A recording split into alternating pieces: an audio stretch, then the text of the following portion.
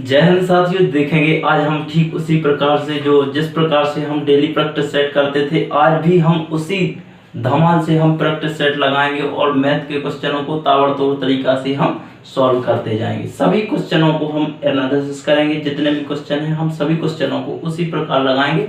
Option से लगाने वाले क्वेश्चन हम बताएंगे और जितने भी मैंने क्वेश्चन कराए हैं लगभग ऑप्शन से कराए हैं। कुछ क्वेश्चन ऐसे थे कि जो कि थोड़ी डिटेल से लगना थे, तो वो मैंने डिटेल से लगाए हैं, बेसिक बताए हैं और हर एक प्रकार से बताया है। तो आप यदि आपको अच्छा लगे तो कृपया इस सेक्शन को सेंड आगे तक भेजिए, अपने दोस्तों को भेजिए, सभी को भेजिए और बताइए कि जो क्वेश्चन कराए जाते हैं प्रैक्टिस सेट पर डे में करवाता हूँ, तो ठीक उसी प्रकार से मैं आज भी कराने वाला हूँ। देखते हैं अगला क्वेश्चन देखते हैं। पहला, एक्स के पास बैंक खाते में 100 रुपये 82 पैसे का शेष है। बैंक खाता है एक्स का, उसके बैंक खाते में 100 रुपये 82 पैसे हैं। 74 रुपये 35 जमा करने और 50 रुपये 70 पैसे निकालने के बाद वह अपने बैंक बैलेंस के साथ 5 रुपये के कितने चॉकलेट खरीद सकता है। तो उसने कहा है कि उसके खाते में पहले से शेष कितना है,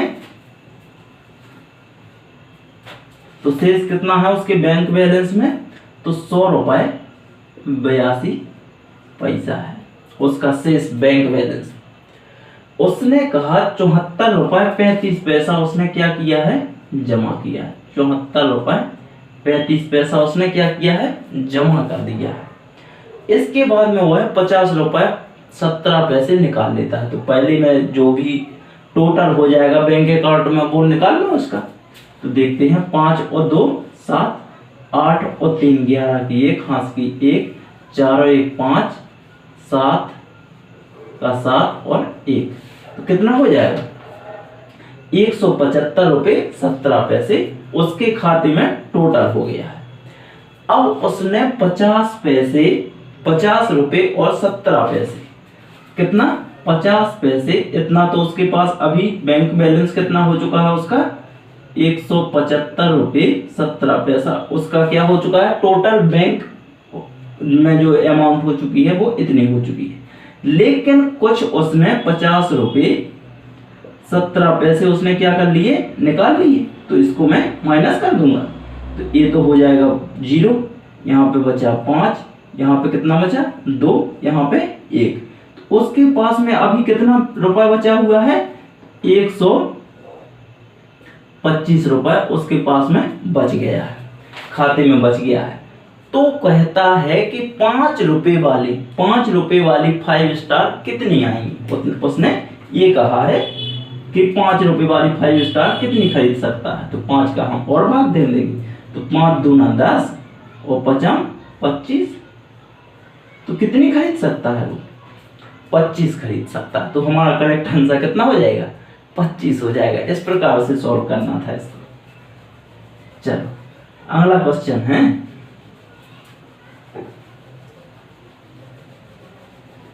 जो नेक्स्ट क्वेश्चन होगा उसको देख लेते हैं हम। वह छोटी से छोटी संख्या कौन सी है जो 12, 20 और 24 द्वारा विभाजित किए जाने पर प्रत्येक दशा में 8 शेष ही बचाता है। 8 कितना बचता है, शेष बचता है। तो 12 कितना, 12, 20 और 24 से वह संख्या विभाजित हो जो कि क्या हो, प्रत्येक दशा में 8 शेष फल हो, ऐसी संख्या ज्ञात करना है। तो 8 शेष फल ज्ञात करना है, तो हम इनका एलसीएम ले लेंगे कि नहीं ले लेंगे, तो वह संख्या होगी, इनका एलसीएम लेंगे जब हम, एलसीएम कितना आएगा 120 आएगा। यदि 12 से भाग देंगे हम तो कितना आएगा, 12 से भाग देंगे तो 10 आएगा, 20 से भाग देंगे तो 6 आएगा और 24 से भाग देंगे तो 5 आएगा। अर्थात कितना एलसीएम होगा, 120 ही होगा, फाइनल है हमारा।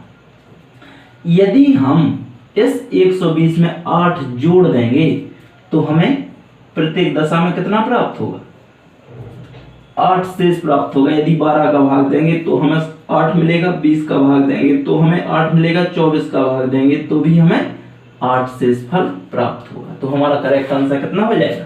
128 हो जाएगा। ऑप्शन इसे लगा सकते थे लेकिन ऑप्शन थे नहीं, तो मैंने क्या लगाया, मैंने थोड़ा सा लगा दिया। तो ऑप्शन से कम थोड़ी ना है?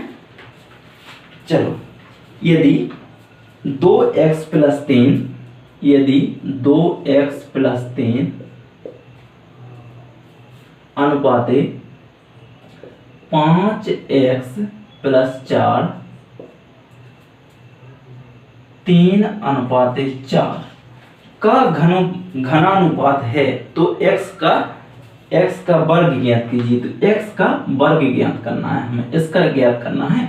तो हम इसको लिख लेंगे, हम 2x/3 अनुपात में लिखा है तो इसको बटे में ले जाएंगे हम। तो 5x + 4 बराबर, ये बराबर में जाएगा तो 3/4। तो उसने कहा है कि इसका घनानुपात, तो इसका क्या लगा देंगे हम, घन लगा देंगे। तो 2x + 3 बटे 5x + 4 इतना ही होगा, बराबर 3 का घन कितना होता है? 27 होता है। 4 का कितना होता है? 64 होता है। कितना होता है? 64। तो इसका हम मल्टीप्लाई यहाँ करेंगे, इसका मल्टीप्लाई यहाँ करेंगे। तो 64 दूना 128। जब 64 का इसमें गुणा करेंगे तो 64 दूना 128 प्लस इसका हम इसमें गुणा करेंगे तो 3 चौके 12 की 2 हाथ की 1, 3 छक 18, 1 19, 192 हो जाएगा, बराबर 27 का इसमें गुणा करेंगे तो 27 पंचे कितना हो जाएगा? 5 सत्ते 35 की 5 हाथ की आ गई 3, 5 दूना 10 और 3 13, 135 x 35 27 चौके कितना होता है? तो 4 7 28 की 8 हाथ की 1, 4 7 28 की 8 हाथ की 2, 4 दूनी 8 2 10, 108 हो जाएगा। अब जो x की संख्या होगी उसे एक तरफ ले जाएंगे, जो बगैर x की होगी उसे एक साइड ले जाएंगे। तो यहाँ पे देखते हैं हम इसको, हम चलो इसको हम एक साइड ले, इसको हम इस वाली x को इस साइड लेके आएंगे तो 135x - 128x बराबर, अब हम क्या करेंगे 192 - 108 कर देंगे। तो यहाँ पे कितना होता है? 128 35 तो कितना बचता है 7x बराबर, यहाँ पे कितना शेष बचता है? तो यहाँ होगा 12, 12 में से 8 गया तो 4, और यहाँ पे कितना बचा? 18, 18 में से तो 18 में से 10 जाएगा तो 8 बचेगा। तो 7 1 कम 7 और 7 दूना 14, कितना आ गया? x का मान 12 आ गया। तो उसने कहा है, उसने क्वेश्चन में कहा है कि x का वर्ग ज्ञात कीजिए। तो 12 का वर्ग कितना होता है? 144। तो ऑप्शन 144 होगा और आप 144 में क्लिक मारिए और आगे की ओर बढ़िए। अगला क्वेश्चन लगाएंगे अब हम, नेक्स्ट क्वेश्चन देखेंगे। क्या आप इसको अच्छे से समझ गए होंगे? मुझे आशा है कि आप लोग इस क्वेश्चन को अच्छे से समझ गए होंगे। उसने घनानुपात के लिए बोला था तो मैंने घनानुपात लगाया, जो अनुपात में दिया था तो उसको अनुपात में लिखा है। इस प्रकार से क्वेश्चन लिखे हुए थे। एक परीक्षा में एक छात्र ने 85% अंक प्राप्त किए। 4 विषयों में उसके अंक क्रमशः 79, 81, 88 और 94 थे। 5वें विषय में अर्जित अंकों का अंक ज्ञात कीजिए। 85% अंक उसने ज्ञात किए, तो उसके पास जो 4 सब्जेक्ट थे, तो 4 सब्जेक्ट में 79, एक में 81, एक में 88 और एक में कितने? 94। तो जो 5वां सब्जेक्ट होगा उसमें x तो ज्ञात किए ही होंगे, तो सब में हम क्या करेंगे? प्लस लगा लेंगे। तो 79 + 81 + 88 + 94 + x क्या होता है? जब हमें औसत निकालना पड़ता है तो कुल अंकों का योग, तो सभी संख्याओं का योग बटे संख्या। तो कितनी संख्या है? 5 संख्या। कितना प्रतिशत प्राप्त किया था? 85%, इतना ही प्राप्त किया था। जब हम इन सभी को जोड़ेंगे तो हम जोड़ते हैं 8 4 12, 12 13, 8 4 12, 12 10 22। 22 की 2, हाथ की 2। यहाँ पे देखते हैं हम 8, 8 दूना 16, 8 3 24, 8 चौको 32, 33 34 प्लस x। जब यहाँ पे 5 है तो यहाँ पे ये कहाँ जाएगा, गुणा में जाएगा, तो 5 25, 25 की 5, हाथ की 2, 5 8 40 और 2 42। तो x का मान हमें ज्ञात करना है, तो 425 माइनस, इस साइड ही प्लस में, इस साइड आएगी तो क्या में हो जाएगी, माइनस में हो जाएगी। तो x बराबर कितना होगा, यहाँ से 3 आ गया और यहाँ हो गया 12, 12 में से 4 गया तो 8 बचा। तो कितना उसे, जो 5वां सब्जेक्ट है उसे कितने अंक चाहिए है, 83 अंक चाहिए है। जब वो कितना बना पाएगा, 85% बना पाएगा। 83 अंक उसको चाहिए है, तभी वो बच्चा कितना प्राप्त करेगा, 85% अंक प्राप्त कर लेगा। इसके बाद में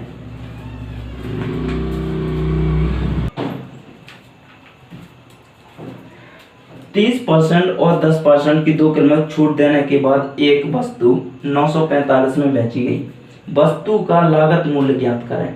वस्तु का क्या ज्ञात करना है, लागत मूल्य ज्ञात करना है। तो वह कितने में बेची गई, 945 रुपए में बेची गई। कितने कितने की छूट पर, 30% और 10% की। तो विक्रय मूल्य उसका कितना है, 945 रुपये। कितना है, 945 रुपये।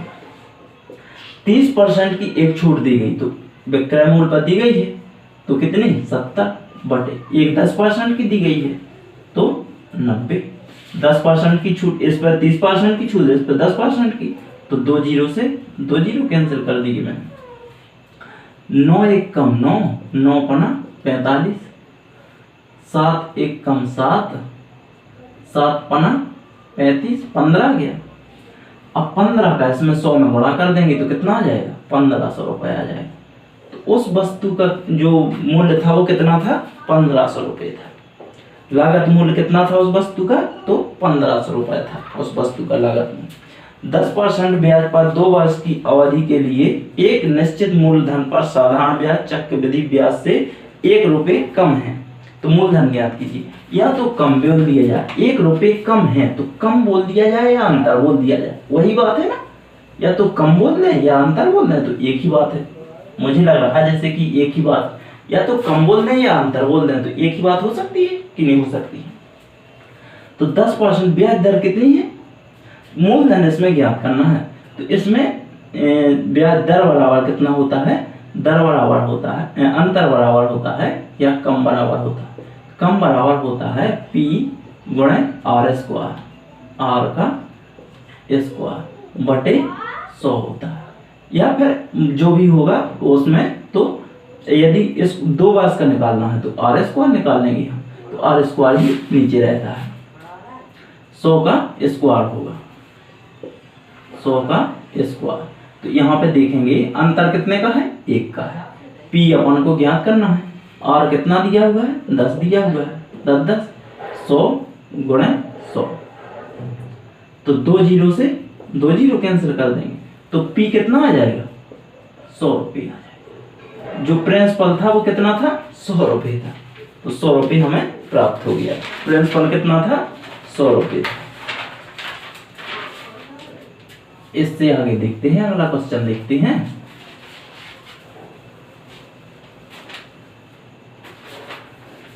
दस 10% वार्षिक ब्याज दर पर 3 वर्ष के लिए, अभी 2 वर्ष का पूछा था। इसके पहले जो क्वेश्चन मैंने अभी अभी साफ किया है वो कितने का पूछा था, 2 वर्ष का पूछा था, लेकिन अब कितने का पूछा है, 3 वर्ष का पूछा है।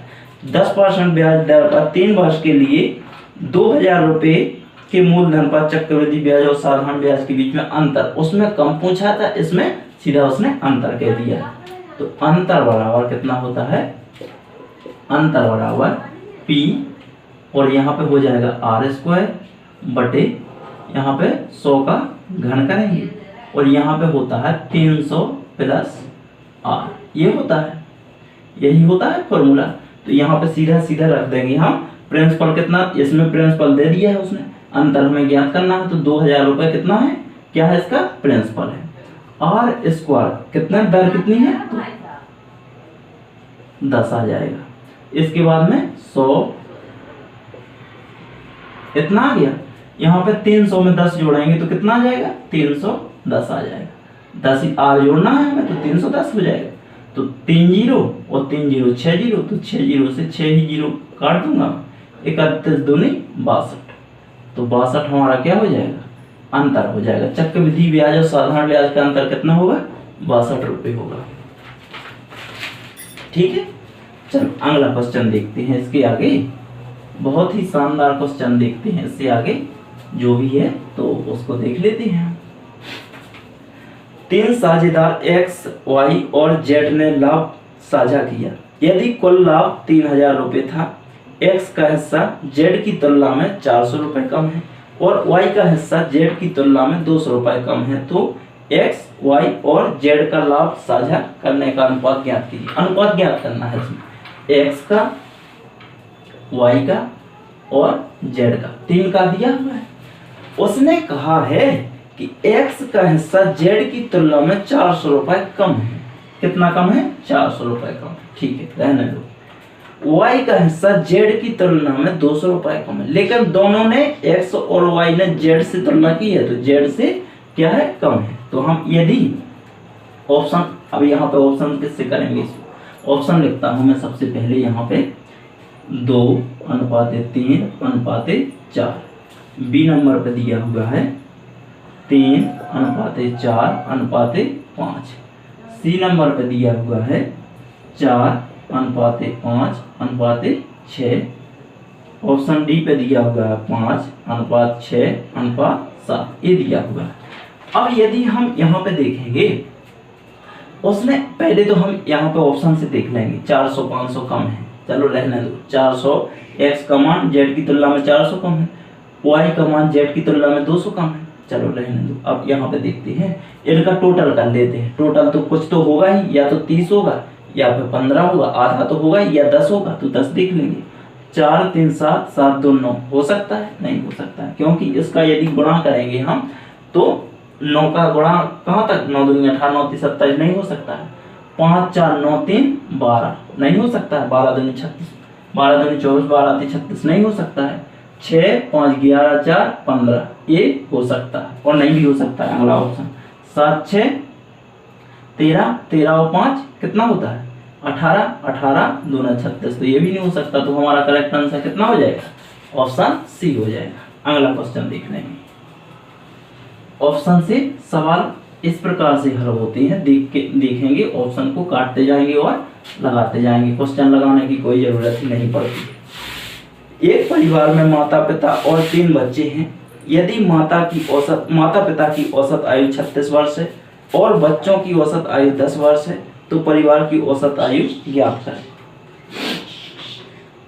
यदि माता पिता की औसत आयु, मदर है जो और फादर है, मदर और फादर की औसत आयु 2 लोग हैं, इनकी औसत आयु कितनी है, तो 36 वर्ष है। तो यदि मदर और फादर की आयु निकालेंगे हम, तो 36 दूना 72 हो जाएगी। लेकिन जो 3 बच्चे अलग हैं, इनके जो 3 बच्चे हैं, 3 चिल्ड्रंस है, 1 2 और 3 बच्चे दिए हुए हैं। 3 बच्चे दिए हुए हैं, उनका औसत कितना है, 10 है। तो 3 बच्चों का औसत कितना आ जाएगा, फर्स्ट सेकंड थर्ड, जो बच्चे होंगे तो 10 3 30 आ जाएगा। तो उसने पूछा है कि परिवार का टोटल औसत कितना है, तो 3 लोग ये हैं, 2 लोग ये हैं, 5 है। लेकिन यहाँ पे इनको जोड़ देंगे, इनको जोड़ देंगे हम और इनको भी जोड़ देंगे, इनका जोड़ और इनका जोड़, तो 72 और 30 कितना हो जाएगा, 102 हो जाएगा, सॉरी 102। 2 कितना भाग देंगे, 3 लोग ये हैं, 2 लोग ये हैं, तो 5 का भाग देंगे। तो 5 दूना 10, 5 20 2500 और 5 चौके 20, तो टोटल औसत कितना आ जाएगा, पांचों का औसत कितना आ जाएगा, 20.4 आ जाएगा। इस प्रकार से क्वेश्चन सॉल्व करना था इसको, तो मैंने तुम्हें बता दिया है और इसको सॉल्व करोगे। मुझे ये पूर्ण आशा है कि तुम लोग भी मेरे साथ में सवाल लगा रहे होंगे, प्रत्येक सवाल का सॉल्यूशन इसी प्रकार से निकाल रहे होंगे। और जो क्वेश्चन लगा रहे हो तो मेहनत तो लगती है, मेरे को भी लगती है, तुमको भी लगती है। 18 वस्तुएं 15 की औसत कीमत पर बेची गई। अगला क्वेश्चन बोल रहा हूँ, 12 वस्तुओं की लागत कीमत प्रति वस्तु 16 रुपए थी। शेष वस्तुओं में से प्रत्येक का लागत मूल्य ज्ञात करें यदि इस लेन देन में कोई भी लाभ हानि नहीं हुई हो तो। 18 वस्तुएं उसने कहा है, 18 वस्तुएं हैं जो कि कितने की 15 रुपए की दर से, और उसने कहा है कि 12 वस्तुएं 16 रुपए की दर से, 12 वस्तुएं 16 रुपए की दर से, 12 वस्तुएं हैं यहाँ पे, 12 वस्तुएं 16 रुपए की दर से ये दिया हुआ है। जब इसका मल्टीप्लाई करेंगे हम 18 पंचे 90, 9 18 1 कम 18 और 9 कितना होता है 18 27, कितना होता है 27 होता है। 18 पंचे 90 की 0, 9 आई, 18 1 कम 18 और 9 27, 16 दूनी 32, 2 कितनी आई 3 आई, 16 1 कम 16 और 3 19। उसने कहा कि शेष वस्तुएं जो इतनी वस्तुएं थी इनमें से टोटल तो 18 वस्तुएं थी लेकिन 12 तो उसने खरीद ली है, अभी कितनी खरीदना है 6 वस्तुएं खरीदना है, तो 6 वस्तुएं कितने की आएंगी तो 270 ये आया, 270 में से कितना बचा 92 चला जाएगा, 192 चला जाएगा, 192 जाएगा तो कितना बचेगा 8 ये बचेगा, यहाँ पे बचा 16, 16 में से 9 गया तो 7 बचा।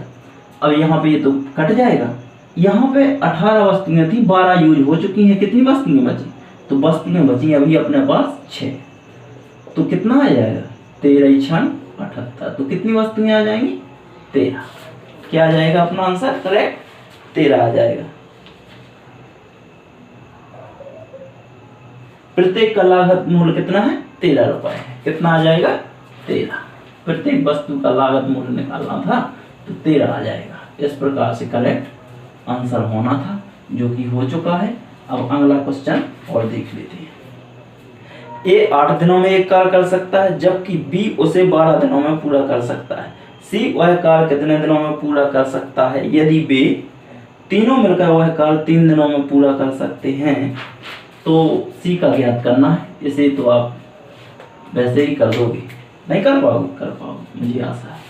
ए कितने दिनों में करेगा, बी कितने दिनों में करेगा, सी कितने दिनों में करेगा। उसने कहा है ए 8 दिनों में तो 1/8 लगाएंगे। बी कितने दिनों में, बी करता है 12 दिनों में, सी का हमें ज्ञात करना है तो 1/x मान लेंगे, नहीं मान लेंगे। लेकिन ये तीनों मिलकर जब ये कार्य करेंगे तो कितने दिन में कर लेते हैं 1/3 दिन में पूरा करेंगे। यही करेंगे कि नहीं करेंगे, यही करेंगे। इसका हम क्या करेंगे, इसको ये वाली संख्या हम उस साइड ले जाएंगे, ये वाली संख्या इस साइड लाएंगे। तो देखते हैं 1/8 प्लस 1/12 माइनस 1/3 बराबर माइनस 1/x, यही संख्या होगी। ये इस साइड आई है, ये इस साइड पहुंच गई है तो बराबर के इस साइड उस साइड जाएगी तो माइनस में हो जाएगी सभी प्लस संख्या। तो इसका हम क्या करेंगे, एलसीएम ले लेंगे, इन तीनों का एलसीएम लेंगे तो कितना आएगा 24 आएगा, कितना आएगा 24 आएगा। 8 का जब हम 24 में भाग देंगे तो 3 बार जाएगा, प्लस लगा है तो प्लस लगाएंगे। 12 का हम 24 में भाग देंगे तो 2 बार जाएगा। 2 का गुणा 1 में करेंगे तो 2 1 कम 2, 3 का 1 में गुणा करेंगे तो 3 1 कम 3। 3 का जब हम 24 में भाग देंगे तो कितनी बार जाएगा 8 बार जाएगा। 8 का हम 1 में गुणा करेंगे तो 8 1 कम 8 मैंने डायरेक्ट लिख दिया है, यहाँ पे 1/x माइनस का लिखा हुआ है।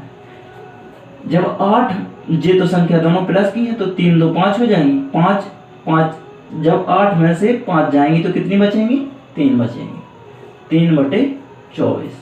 लेकिन काय की बचेंगी माइनस की, क्योंकि बड़ी संख्या काय की है माइनस की है। माइनस 1/x, माइनस से माइनस कैंसिल, 3 1 कम 3 और 3 8 24।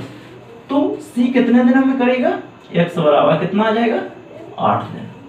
सी कितने दिन में करेगा 8 दिन में करेगा, बिल्कुल करेक्ट आंसर सी हो जाएगा। अगला क्वेश्चन देख लेते हैं। इस प्रकार का एक क्वेश्चन और दिया हुआ है जो कि और देख लेते हैं। बहुत ही शानदार क्वेश्चन था। एक यात्रा पर गया एक आदमी पहले 120 किलोमीटर 7 किलोमीटर प्रति घंटा की दर से गति से और अगले 120 किलोमीटर 80 किलोमीटर प्रति घंटा की गति से तय करता है। तो यात्रा की औसत गति ज्ञात कीजिए।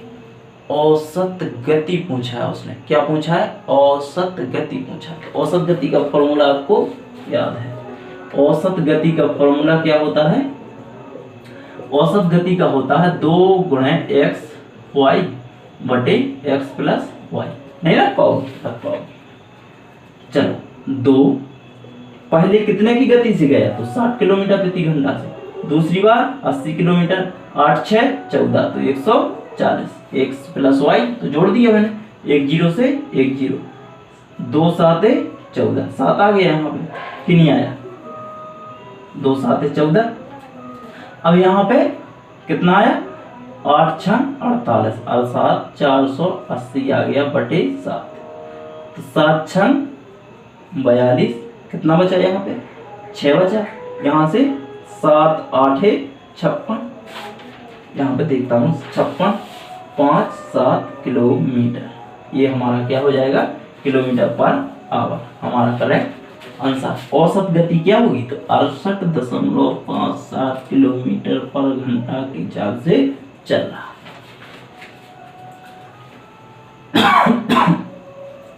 सॉरी, अगला क्वेश्चन देखते हैं, ठीक इसी प्रकार का दिया हुआ है। अगला क्वेश्चन देखते हैं। 2 कारों की गति का अनुपात 10:11। 2 कार हैं, एक साइड से जहां जहां जा रही हैं, ठीक है। यदि पहली कार 10 घंटों में 500 किलोमीटर की दूरी तय करती है तो दूसरी कार की गति ज्ञात कीजिए। पहली कार जो जा रही है, जहां जहां करके जा रही है, तो पहली कार का दिया है, दूसरी कार का ज्ञात करना है। तो एक जो फर्स्ट कार दी हुई है, एक सेकंड दी हुई है, इसका 10 है, इसका 11 है, तो इसको 10x मान लेंगे, इसको 11x मान लेंगे कि नहीं मान लेंगे? जब हम इतना मानेंगे तो इतना मानने के बाद उसने कहा है कि पहली कार 10x 500 किलोमीटर कितने घंटों में? तो 10 घंटों में, यानी 10 आवर इतना दिया हुआ है। तो उसने क्या कहा हमसे कि अब ये पूछा है तो दूसरी जो कार है उसकी गति पूछी है उसने, तो हम निकाल पाएंगे 500 किलोमीटर प्रति घंटा बटे 10 घंटा गुणे 10 आ जाएगा। 2 0 से 2 0, यहाँ पे कितना आ गया? x का मान आ गया 5 किलोमीटर प्रति घंटा। अब उसने कहा है कि जब x का मान 5 किलोमीटर प्रति घंटा दिया हुआ है तो हम यहाँ गुणा कर देंगे, तो भाई सेकंड कार की गति आएगी कि नहीं आएगी? आएगी।